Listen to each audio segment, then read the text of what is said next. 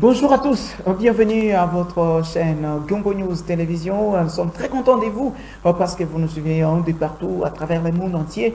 On va parler de l'image que vous voyez derrière moi.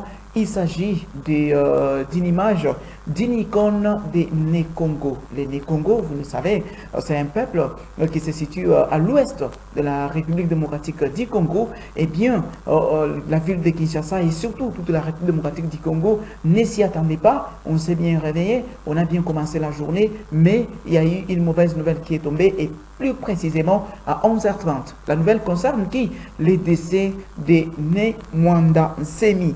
Nemwanda Nsemi, de qui il s'agit? Nemwanda Nsemi, c'est vraiment un surnom, ça se dit dans les Kikongo, ce qui veut dire en français l'esprit créateur. Alors, Nemwanda Nsemi, c'est un chef politico-religieux du mouvement Bundu Dia Congo ou encore Bundu Dia Mayala, tel que l'on peut le dire. Vous avez vu sur ces images, tous les Né-Congo vraiment rendent un hommage à cette image, à cette icône, à cette grande figure des Né-Congo. C'est que ce monsieur, il s'appelle Zakari Badingila. Zakari Badingila, c'est de lui qu'il s'agit. Mais bien avant que nous puissions un peu donner sa biographie, ce qu'il a été, tout ce qu'il a fait dans sa vie, je vais vous inviter à suivre d'abord une de ses interventions. Il a été un député national à l'Assemblée nationale et c'était lors de la législature 2006-2011. Suivez son intervention. Lorsque vous parcourez les frontières de la République démocratique Congo, toutes les frontières, depuis la côte atlantique jusqu'à la côte atlantique. Quand vous êtes à Matadi, il y a une frontière coloniale là-bas. Et on vous dit là c'est le Bas-Congo d'Angola, et ici c'est le Bas-Congo de la RDC, et au milieu il y a une frontière. Mais une frontière sert à séparer deux choses qui sont distinctes. Quand vous mettez de l'eau dans un verre, il n'y aura jamais de frontière de séparation. Mais si vous mettez de l'eau et de l'huile, il va y avoir une frontière de séparation parce que vous avez affaire à deux choses distinctes.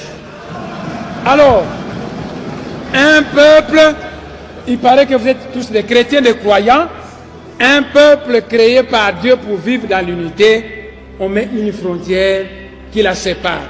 J'ai dit à Babouvier, déplaçons-nous et allons à Kahemba, les dossiers Kahemba. Là-bas, vous verrez qu'on va vous parler des Tchokwe d'Angola et des Tchokwe de la RDC. Mais qui divise les Tchokwe à une frontière coloniale? J'ai dit, déplaçons-nous, M. Babouvier, et arrivons à Dilolo. À Dilolo, on va vous parler des Lunda d'Angola et des Lunda de la RDC. Nous nous sommes déplacés et nous sommes arrivés dans la région des Grands Lacs. J'ai dit là-bas, vous allez trouver des Nilotiques au Rwanda, au Burundi, nos frères Bantous, les Bantous, comment on les appelle au Rwanda, les Bantous du Rwanda, nos frères Hutus, qui sont de part et d'autre de la frontière coloniale. J'ai dit à Babouvier que le grand chef coutumier Nandé ne s'embarrasse pas des frontières coloniales parce que souvent il va du côté de l'Ouganda pour trancher la palabre africaine qui concerne sa communauté. J'ai continué le long de la frontière et je suis arrivé, je lui ai parlé qu'ici, vous avez des Ngwandi de Yakoma et des Ngwandi de Centrafrique. Mais qui les a séparés? J'ai dit la frontière coloniale. Je suis arrivé dans Bandaka, j'ai dit, il y a des Mongos du côté de la RDC, des Mongos du côté du Congo-Brazzaville. Mais qui a séparé cette même? J'ai dit, eh bien, c'est une frontière coloniale. Nous sommes arrivés à Kinshasa, j'ai dit, les Batékés sont d'origine Congo, il y a des Batékés à Kinshasa et des Batékés au Congo-Brazzaville. Il y a des Manianga au territoire Manianga et des Manianga du côté du Congo-Brazzaville. Il y a des Bayombe du côté de la RDC et des Bayombe du côté du Congo-Brazzaville. Monsieur le Président, honorable député, quand la frontière coloniale était passée dans le Manianga, il est arrivé dans un village appelé Kindamba et cette frontière a traversé un cimetière. De telle manière que la frontière est passée au milieu, la tête du chef coutumier de ce pays était placée du côté du Congo-Brazzaville.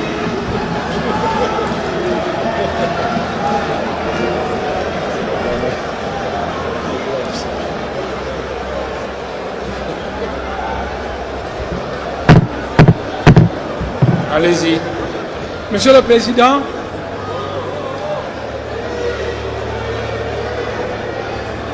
Non, poursuivez. donc, voyez, Savorien de Brazza, je vais répéter, Savorien de Brazza, Savonien. un Italien naturalisé français, et Henri Morto Stanley s'est dû subiter la terre du Congo. Ils ont commencé ici, ils allaient tracer une frontière. Ah, ici c'est la France, là c'est la Belgique, là c'est la France. On arrive dans une certaine localité, la frontière arrive dans un cimetière. Et elle passe au milieu d'un tombeau dont la tête du chef coutumier se trouve du côté du Congo-Brazzaville et le reste de son corps du côté de la RDC.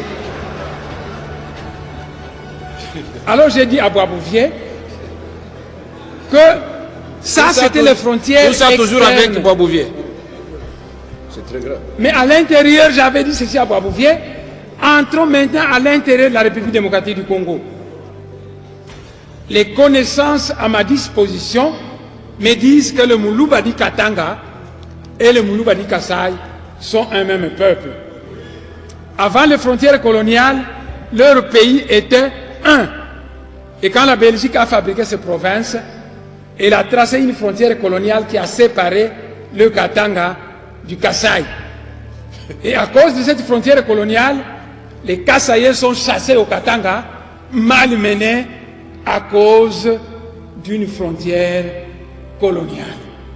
Alors j'ai dit ceci à Boisbouvier, nous qui sommes aux frontières, mais quand nous voulons aller poser des gerbes et des fleurs à nos ancêtres, tantôt les pieds d'un côté, les jambes de l'autre côté, nos frères Balouba, quand ils vont dans leur Katanga natal, puisque c'est le pays de leurs ancêtres, les Kassaïens, on les chasse.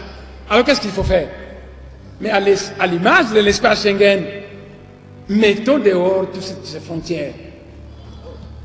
Créons un espace Schengen à l'étendue de l'Afrique centrale où il y aurait libre circulation de biens et de personnes, où il y aurait un passeport unique.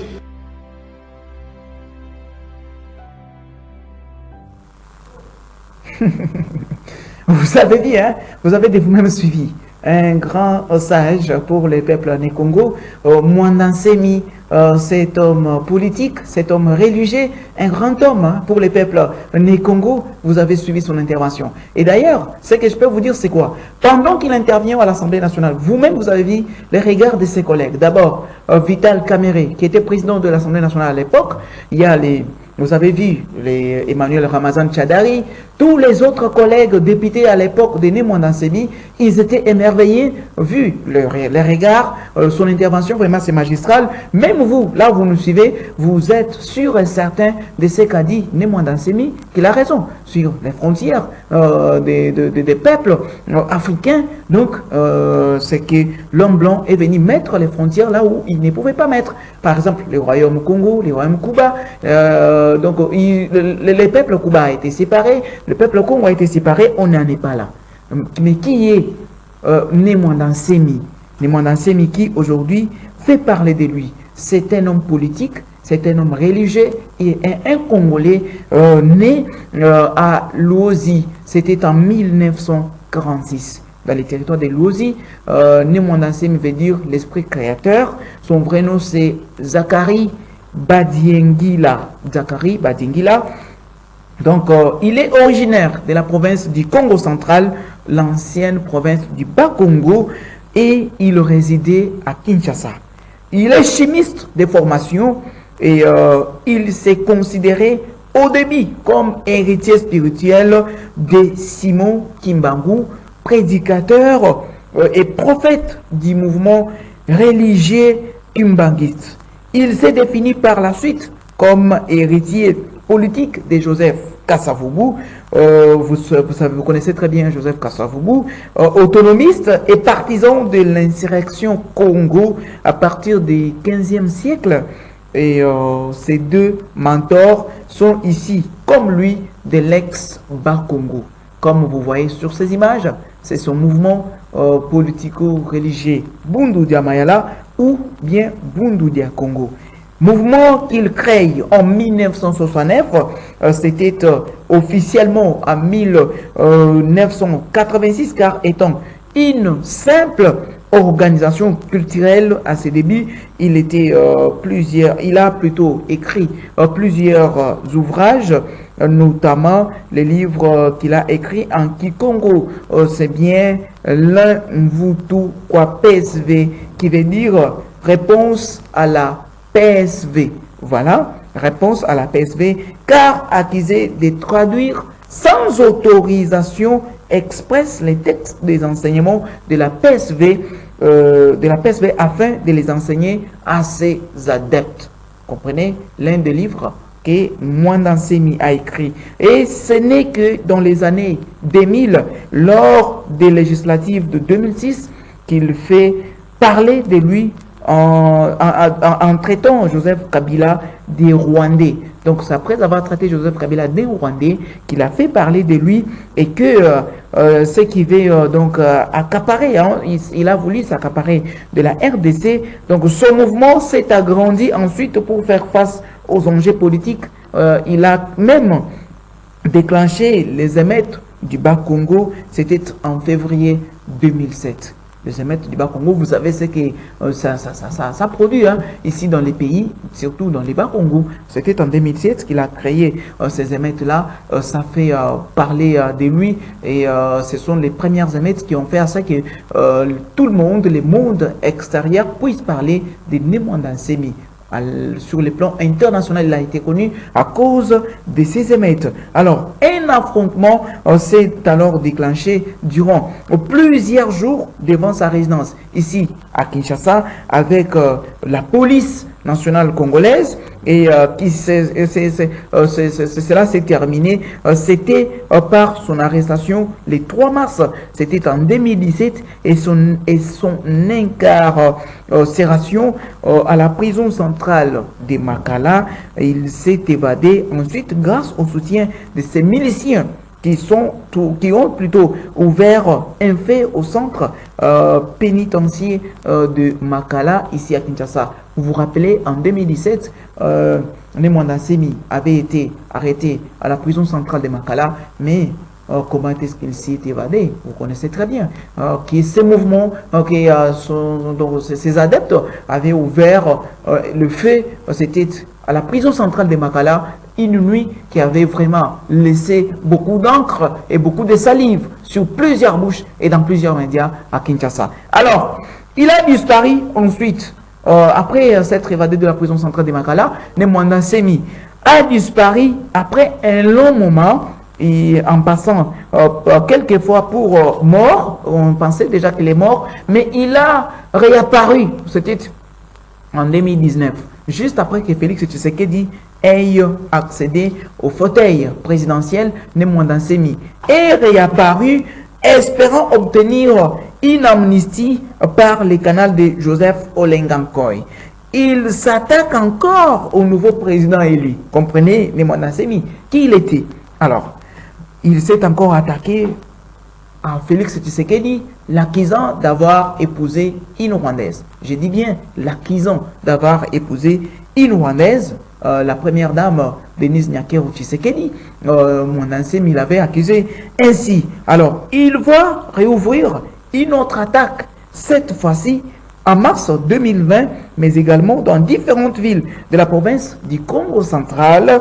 Il faut le dire, il finit par être arrêté, c'était au mois d'avril, et admis au centre neuropsychopathologique de Kinshasa. Certains députés ont plaidé en sa faveur pour qu'il soit libéré, ou encore qu'il soit laissé. Après des longues négociations, il a reconnu Félix Tshisekedi, et puis il s'est excusé auprès de la première dame par rapport à ses propos séparatistes, tribalistes, ou encore des propos qui n'avaient pas été bons à leur place. Il s'est excusé, il a reconnu Félix Tshisekedi comme étant son frère, président de la République. Et voilà ce qui avait fait à ce que il a été libéré et qu'il a vraiment, à partir de ce moment-là, joui de sa liberté. Alors, c'est mercredi 18 octobre 2023 que la mort de Nemwanda Nsemi a été annoncée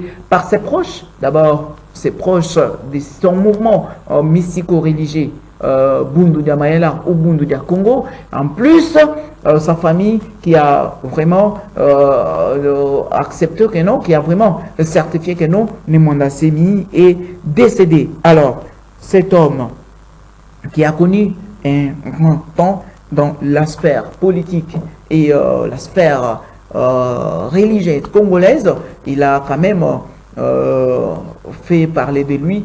Vous savez bien que quand on parle de Nemwanda Nsemi au Congo central, on venait de vous montrer les images de son arrivée, des lignes de ses descentes à Matadi. Il faisait les foules, il drainait les foules derrière lui. Vous voyez ces images? Il drainait les foules derrière lui à Matadi. Et quand on parlait de Nemwanda Nsemi à Matadi, c'est comme si on parlait d'un chef spirituel, d'un chef coutumier ou d'un chef politique. Quand il descendait à Matadi, c'était donc dans son fief. Alors, Nemwanda Nsemi est décédé. Paix à son âme. Paix à son âme. Je pense que les Né-Congo ne vont pas l'oublier pendant si longtemps.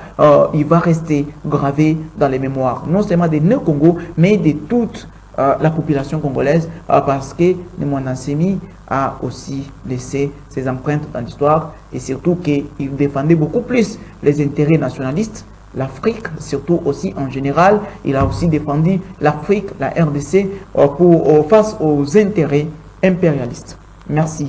Abonnez-vous toujours sur votre page Gombo News. Aimez nos vidéos, aimez aussi tout ce que nous faisons comme analyse ou encore tout ce que nous faisons comme décryptage sur l'actualité. Gombo News est toujours avec vous pour vous accompagner tous les jours, toutes les heures, toutes les semaines et tous les mois. On est toujours à vos côtés. Aimez, abonnez-vous et puis partagez aussi pour que celui qui est à côté de vous puisse avoir la meilleure des informations. Merci, au revoir. Abonnez-vous massivement à Gombo News.